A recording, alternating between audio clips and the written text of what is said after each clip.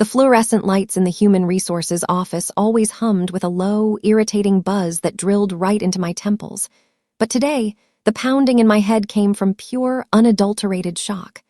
I sat in a stiff, uncomfortable chair across from Sabine, the HR director.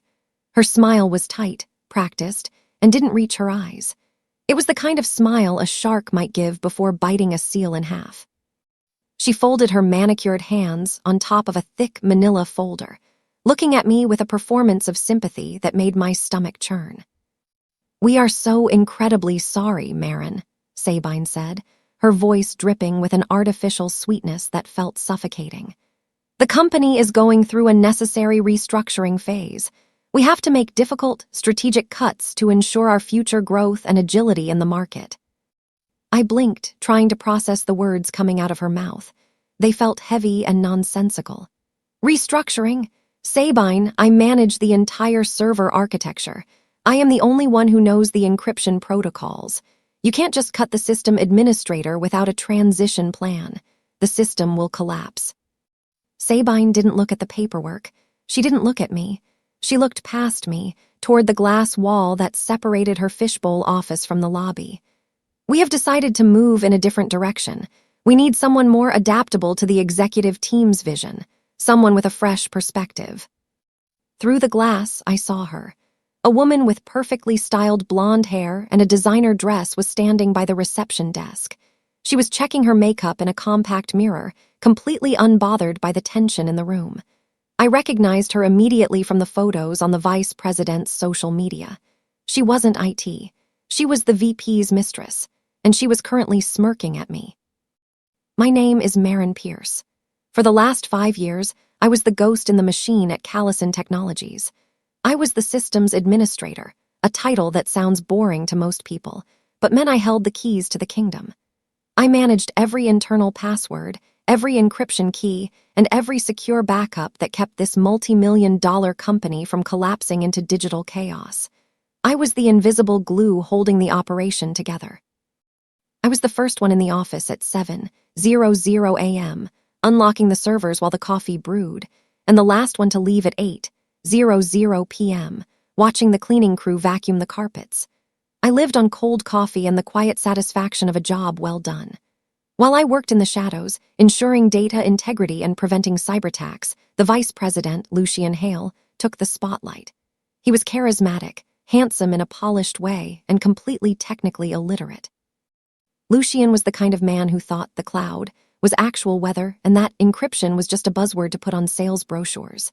He took credit for every system upgrade I implemented and every security patch I installed. I didn't mind the lack of glory. I preferred the stability and the paycheck. I remember one late night, during a stressful server migration, Lucian had stopped by my desk with a glass of scotch in his hand. He laughed, clapping me on the shoulder with a heavy hand. "You're the engine, Marin," he had joked, smelling of expensive alcohol and arrogance. "If you ever quit, we'd have to rebuild the whole system from scratch, so don't go anywhere. We'd be lost without you." The cracks in my career started showing exactly 2 weeks before I was fired. It began the morning Lucian introduced the office to Delphine. He paraded her through the open plan office, introducing her as an executive consultant, brought in to streamline operations and improve office culture. She didn't look like any consultant I had ever met in the tech industry. She walked in wearing 6-inch designer heels that clicked loudly on the tile, carrying a tiny, expensive purse that couldn't fit a tablet, let alone a laptop. Delphine had 0 credentials. I checked.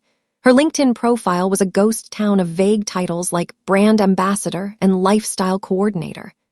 She had no background in tech, no history in systems administration, and absolutely no business being inside our secure server room. Yet no one said a word. The staff was terrified of Lucian's temper, so they smiled and nodded. On her second day, Delphine walked up to my desk while I was coding a firewall patch. She didn't introduce herself or ask if I was busy. She just tapped her long, manicured fingernails on my keyboard tray until I stopped typing. "I need access to the backend," she said, popping her gum loudly. "Lucian says I need to review the data flow for my report." "I can set you up with a guest account," I offered, reaching for my security logbook. No, she sighed, rolling her eyes as if I were a slow child. That's too restricted. Just give me your admin login. It's for convenience. I don't want to keep asking for permission every time I need to see a file. I stopped typing completely and slowly spun my chair around to face her.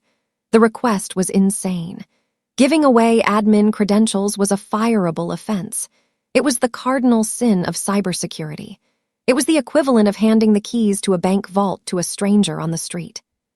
I can't do that, I said, keeping my voice steady and professional, though my heart raced. Company policy strictly forbids sharing admin credentials. It's a massive security risk. If you need access to specific files, I can grant permissions individually based on your clearance level. Delphine's face hardened. The bubbly, airheaded persona vanished instantly, replaced by cold entitlement. Lucian told me you might be difficult. He said you tech people like to hoard power to make yourselves feel important. It's not about power, I explained calmly, trying to de-escalate. It's about protecting our client data. We handle sensitive financial records for Fortune 500 companies. One wrong click with admin access could wipe the servers or expose us to a lawsuit. She didn't care about the servers or the lawsuits. She just glared at me. We'll see about that. She turned on her heel and stormed off toward Lucian's office. An hour later, Lucian cornered me in the break room. He stood too close, using his height to intimidate me. Don't make this difficult, Marin, he hissed, his charm gone. Delphine is here to help us. If you refuse to cooperate, HR can make your life miserable. We are a team. Act like it. I didn't back down, but I knew the target was on my back. I went straight to my desk and started documenting every interaction. 3 days later, the trap was sprung. I received an official written warning from Sabine in HR for noncompliance and insubordination. I stared at the paper in disbelief. I had never been written up in 5 years. I had perfect performance reviews. But that wasn't the worst part. When I logged into the system that afternoon to check the server health, I noticed strange activity. Files were being moved. Sensitive client portfolios were being transferred to unsecured folders. The actions were tagged under my user ID. My heart hammered against my ribs. Someone was spoofing my login. Or rather, someone had created a mirror session using the temporary access I had been forced to grant Delphine for training purposes under Lucian's orders. I tried to trace the IP address, but it was masked internally. Then the hammer dropped. A confidential project folder, one containing the blueprint for our upcoming merger with a massive competitor, vanished. It was deleted. Gone. Marin, Lucian shouted from his office, loud enough for the whole floor to hear. The veins in his neck were bulging. Where are the merger files? Why are they gone? I ran to his office, my stomach twisting. I didn't touch them, Lucian. I can show you the logs. The logs say you deleted them at 2:15 p.m., he shouted, pointing at his screen triumphantly. You're incompetent. You've destroyed months of work. He was framing me, and he was doing a terrible job of hiding it, but it didn't matter if he was the boss. The rest of the week was a nightmare of gaslighting and isolation. Lucian held a meeting with the board members, assuring them that the data loss was a minor glitch caused by human error. He didn't name me explicitly in the meeting, but he looked at me every time he said, human error, letting the board connect the dots. Privately, he was weaving a different narrative. I found out later from a friend in accounting that Lucian had told HR I was too emotional for the technical demands of the job. He claimed I was jealous of Delphine's position and was sabotaging her work because I felt threatened by another woman in the office. It was a classic, sexist trope used to discredit women in tech, and Sabine ate it up because she wanted to keep her own job secure. I tried to fight back. I sent detailed emails to Sabine requesting a forensic audit of the deletion. I offered to bring in a third-party investigator to trace the keystrokes. Sabine ignored my emails. My access to the email server began to glitch. Messages weren't sending. The next morning, Sabine called me into her office. There was no discussion. There was no investigation. The termination letter was already printed, sitting on her desk next to a box of tissues. "We're letting you go," she said, avoiding my eyes. "Effective immediately, we'll mail you your final check." They had planned this from the moment Delphine walked in the door. They didn't just want me gone. They needed a scapegoat for whatever they were planning next. Security escorted me out like a criminal. I wasn't allowed to return to my desk to collect my personal files or say goodbye to my team. They handed me a cardboard box containing my coffee mug, a framed photo of my dog, and a dying succulent. I walked through the lobby, holding my head high, but I could feel the eyes of my coworkers burning into my back. No one said a word. They were all too scared of losing their own jobs to stand up for me. I sat in my car in the parking lot, gripping the steering wheel until my knuckles turned white. The hot sun beat down on the windshield, but I felt freezing cold. I was humiliated. I was angry.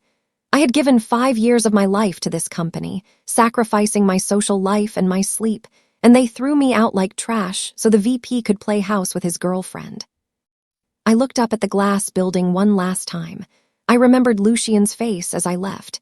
He had been standing by the elevators, laughing at something Delphine whispered to him. He shook my hand on the way out, smiling that oily, fake smile. "Best of luck, Marin. I hope you find something more suitable." My phone buzzed in my pocket. It was a text from Cormac, a junior IT guy I had trained from scratch. "Cormac, they just locked your account. But Marin, you might want to check the server logs before they wipe your remote access completely. Something is wrong. The traffic is weird." I put the car in gear. I wasn't done yet. I drove straight home to my apartment, ignoring the speed limit, my mind racing faster than the engine. I had a secret weapon that Lucien and Sabine didn't know about. I was the one who built the system, which meant I knew where the backdoors were. I also had a personal encrypted backup drive that automatically synced the system logs every night at midnight, a redundancy measure I installed years ago when our main server failed. I plugged the drive into my home computer. My hands were shaking as I entered the decryption key, a long string of characters only I knew. The screen filled with lines of code, the digital heartbeat of the company. I scrolled through the login history for the past month, and there it was, the smoking gun. While I was being accused of incompetence, Lucien's user profile had been logging in from his office at strange hours, 2:00 a.m., 4:00 a.m. But Lucien didn't know how to query a database. He barely knew how to use Excel. I looked at the data transfer logs. They weren't just deleting files. They were copying them. Massive amounts of client financial data, social security numbers, bank routing info, corporate trade secrets, had been siphoned off to an external cloud server registered in the Cayman Islands. They hadn't fired me because I was in the way of their romance. They fired me because I was the only one smart enough to catch them stealing millions of dollars in proprietary data. I sat back in my chair, the blue glow of the monitor illuminating the dark room. I held the smoking gun. This wasn't just workplace toxicity or wrongful termination anymore. This was corporate espionage and embezzlement on a massive scale. I debated what to do. My first instinct was to call the police immediately, but I hesitated. Lucien was powerful. He had connections with local politicians. If I went to the authorities with a hard drive I technically wasn't supposed to have, he would spin the narrative instantly. He would say I stole the data.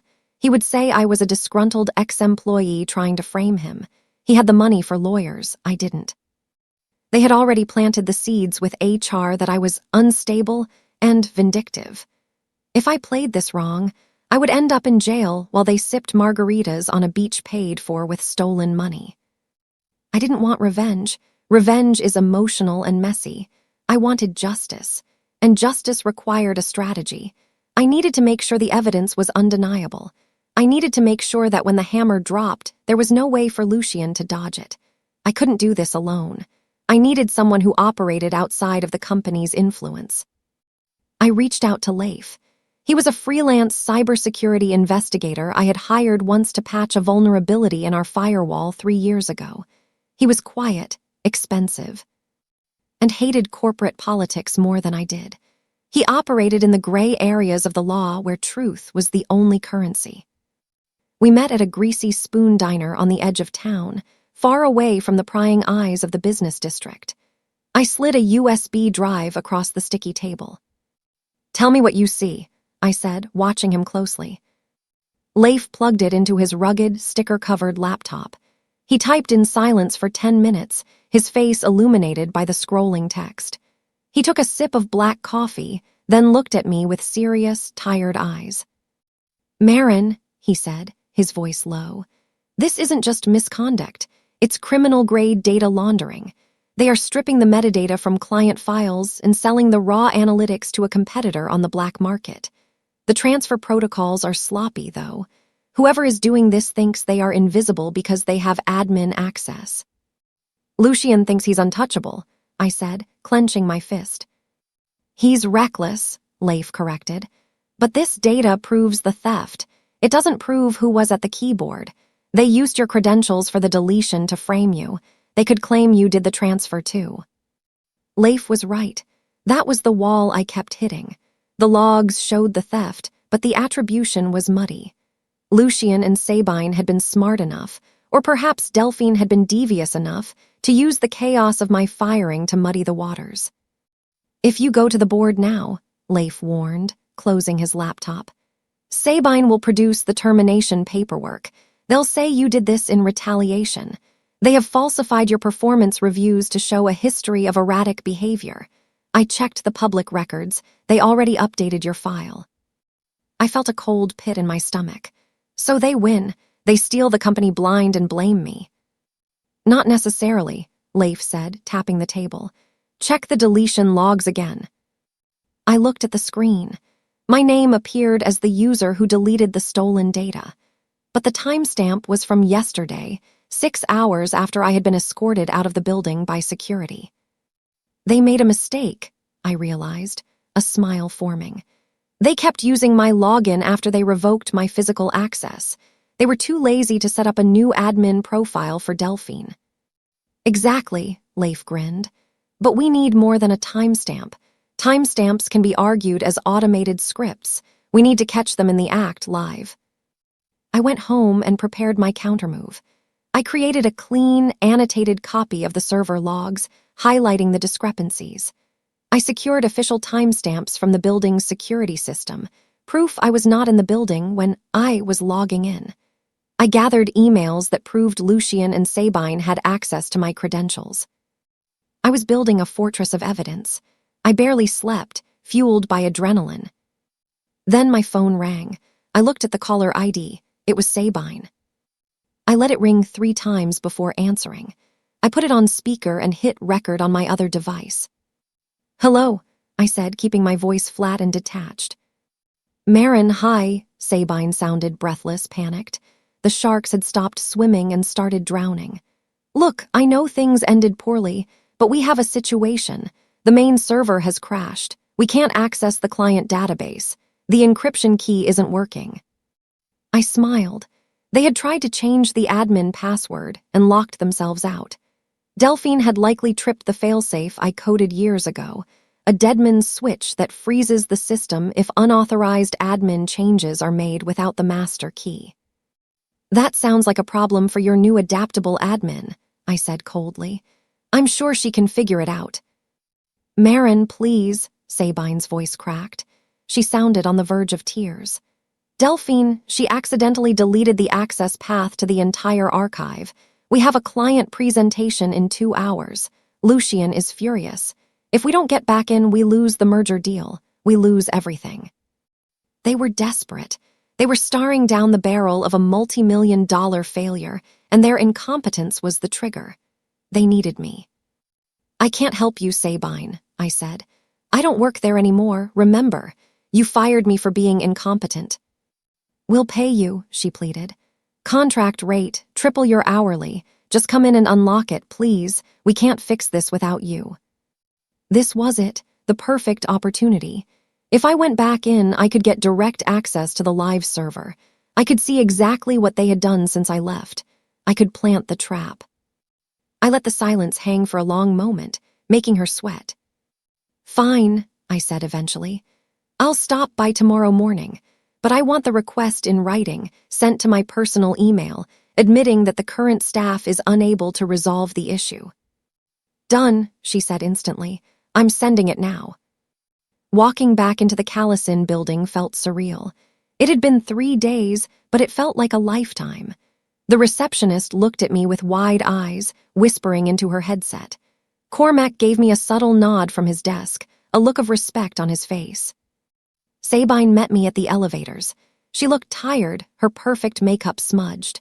She ushered me quickly to the server room, bypassing the main floor. Lucian was there, packing back and forth in his expensive suit. Delphine was sitting on a server rack, looking bored and annoyed, checking her nails. Glad you could help fix your little mistake, Lucian sneered as I walked in. He was trying to maintain dominance, even though he was the one begging for help. My mistake, I raised an eyebrow, walking past him. Sabine's email said Delphine locked the system. Lucian glared at Sabine, then waved his hand dismissively. Just fix it. I sat down at the terminal. My fingers flew across the keyboard. It took me 5 minutes to bypass the lockout. I restored their access. But while I was fixing the encryption, I added a few lines of code to the background script. I didn't lock them out. Instead, I redirected all audit logs, every keystroke, every file transfer, every login, to an external read-only compliance monitor hosted on a secure server Leif controlled. You're all set, I said, standing up and dusting off my hands. The encryption is reset. You have full access again. Good, Lucian said, turning his back on me immediately. Send the invoice to accounting. Now get out. I left without a word. I didn't need their gratitude. I had what I needed. Over the next 3 days, the trap tightened. Lucian and Delphine, believing the crisis was averted and that I was just a naive tech worker, went back to their theft. They logged in repeatedly. They moved files. They deleted evidence. But this time, they weren't doing it in the dark. Every single action was being recorded, time-stamped, and mirrored to Leif's server. We could see them dragging folders labeled Client Financials to the external drive. We could see Delphine trying to wipe the history logs, unaware that the logs were being copied in real time. On Friday afternoon, I got an email from Leif. Leif got them. They just uploaded the smoking guns straight into the regulator's monitoring system. I forwarded the packet. I had set the redirect not just to Leif, but to the automated tip line for the SEC. They had just sent their stolen goods directly to the police. The explosion happened on Monday morning. I wasn't there to see it, but Cormac texted me the play-by-play.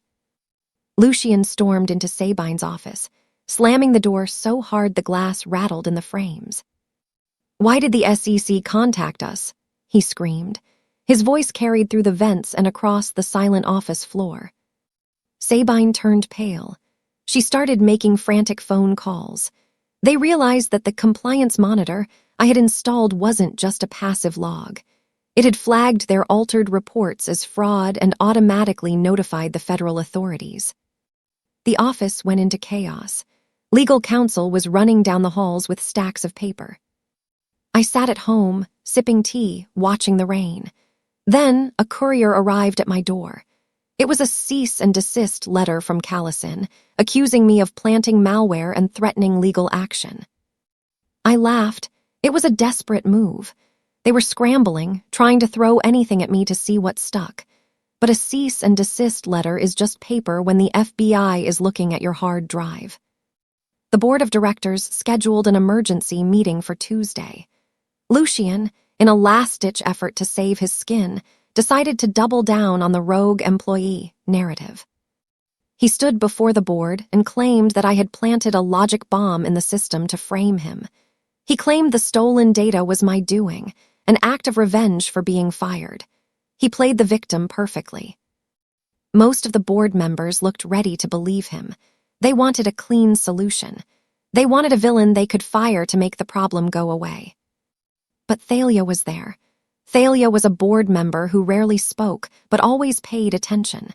She looked at the timeline Lucian presented. If she is so incompetent, Thalia asked, her voice cutting through the room, Why did the system only fail after she was gone? And why do the logs show the data transfer happening while she was in our lobby being escorted out by security? Lucian stammered. She set a timer. It was automated. A timer that perfectly coincided with your login sessions, Thalia asked, raising an eyebrow. The meeting adjourned without a resolution. That evening, Thalia contacted me on LinkedIn. I met Thalia at a quiet park bench near the river. She didn't look like a corporate shark. She looked like a concerned grandmother, wrapped in a trench coat against the wind. I know Lucian is lying, Thalia said, cutting to the chase. But the board is terrified of a scandal. They might side with him just to keep it quiet. They want to bury this. I need proof, Marin, real proof. I opened my bag and handed her a thick binder. This is everything, I said. The original logs, the modified logs, the emails proving Sabine gave Delphine my access, and the timestamps from the SEC redirect showing Lucian's IP address moving the money. Thalia flipped through the pages. Her expression went from concerned to furious. She saw the sheer scale of the theft. He compromised the entire company, she whispered, horrified. He didn't do it alone, I said. HR helped him cover it up. They falsified documents to protect him. Thalia closed the binder with a snap. I'm taking this to corporate legal. Tonight, we're doing this discreetly. He won't have time to shred another document. The following morning, a subpoena for Lucian's emails was issued. The legal team froze his accounts. The walls collapsed quickly after that. Delphine was the first to break. When the legal team brought her in for questioning, she panicked. She didn't want to go to jail for Lucian. She wasn't built for prison. She was built for brunch. She admitted everything. She admitted she didn't know how to run the system. She admitted asking for my password. She admitted that Lucian told her to delete the files to hide the theft. Sabine tried to distance herself. She started deleting messages on her phone, unaware that the company phone was synced to the server I had audited. My logs captured every deletion, every attempt to cover her tracks. Then the final blow came. Lucian's personal work email surfaced in the discovery process. It contained explicit threads with Delphine discussing the theft, the affair, and mocking the board. It also contained a draft email to a competitor, offering the stolen data for a price. He had put his crimes in writing. The story broke internally on Wednesday. A memo went out to the entire staff. Lucian Hale has been placed on administrative leave, pending an investigation. Sabine Ross has resigned to pursue other opportunities. It was corporate speak for we caught them, and they are finished. Security was called to the VP's office. I heard from Cormac that Lucian tried to refuse to leave. He shouted that he built the company, that he was the visionary. He was dragged out, still wearing his expensive suit, past the employees he had terrorized for years. Delphine was escorted out an hour later, crying into her hands, her heels clicking sadly on the tile. My phone rang that afternoon. I didn't recognize the number. This is Arthur Sterling, a deep voice said. It was the CEO. I had never spoken to him directly in 5 years. Marin, I'd like to have a word. The CEO invited me to a private meeting at his estate. He apologized profusely for the mistreatment I had suffered. He poured me tea and looked very regretful. Then he slid a check across the table. It was a severance settlement, a very large one, enough to buy a house. We want to make this right, he said smoothly, and we want to ensure that the details of this unfortunate incident remain confidential to protect the stock price and the company's reputation. He was trying to buy my silence. He wanted to pay me off so the public wouldn't know how badly his management team had failed. I looked at the check. It was more money than I made in 5 years. I slid it back. I'm not after money, Mr. Sterling, I said politely but firmly. And I won't sign an NDA. I'm after honesty. The shareholders deserve to know the data was compromised. The clients deserve to know. He looked stunned. Marin, think about your future. I am, I said. My future doesn't involve hiding crimes. The company was forced to issue a public statement acknowledging the breach, But they didn't clear my name. Not yet. I needed the world to know I wasn't the villain. Leif helped me uncover one last file from the deep archives. It was the encrypted backup of the remote session where Lucian had impersonated me. But Leif found something we missed the first time. Lucian had enabled his webcam during the session, likely by accident while fumbling with the settings. The system had snapped a security photo at the moment of login. It wasn't my face. It was Lucian's face, illuminated by the screen, looking sweaty and greedy, with Delphine laughing over his shoulder holding a glass of wine. I forwarded the image directly to the board's legal counsel and to the independent auditor. That night, a subpoena hit Lucian's home address. The photo was the final nail. It proved identity fraud. It proved he was the one at the keyboard. Lucian's fraud was confirmed. The evidence was overwhelming. He wasn't just fired. He was facing criminal charges for embezzlement, corporate espionage, and identity theft. Delphine cut a deal to testify against him. She exposed Sabine's complicity in falsifying the HR records. All three of them were terminated. Their names were added to industry blacklists. They would never work in a respectable company again. The CEO, realizing he couldn't buy me off and that the truth was out, decided to pivot. He held a press conference. "We owe a debt of gratitude," he announced to the cameras, looking solemn, "to our former systems administrator, Maren Pierce. She acted as a whistleblower and saved this company from a massive internal threat." He publicly acknowledged me. He had no choice. The narrative had shifted. I wasn't the disgruntled employee, I was the hero. A week later, I received a formal offer letter from Callison Technologies. They offered me the position of head of information security. It was a massive promotion, 3 levels above my old job, with a salary that matched. I sat in the CEO's office to discuss it. "I accept," I said. "Under one condition, I report directly to the board, not to a VP, and I implement full transparency reporting. No more secrets, no more consultants without credentials." "Agreed," Arthur Sterling said, looking relieved. "We need your integrity, Maren." As I was leaving the office, my phone pinged. It was a LinkedIn message request. "Lucian Hale, Maren, please, I need a reference.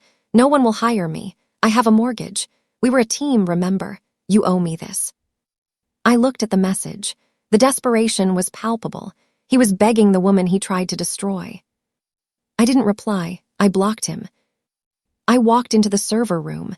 The hum of the fans sounded different now. It sounded like order.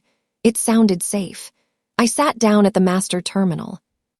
I typed in my new credentials. The screen flashed green. "Welcome, Maren Pierce, Chief Systems Integrity Officer." They fired me to hire the VP's mistress. They thought I was just a quiet admin who would fade away into the background. They forgot that in the digital world, the person who holds the keys is the person who holds the power. I didn't need revenge.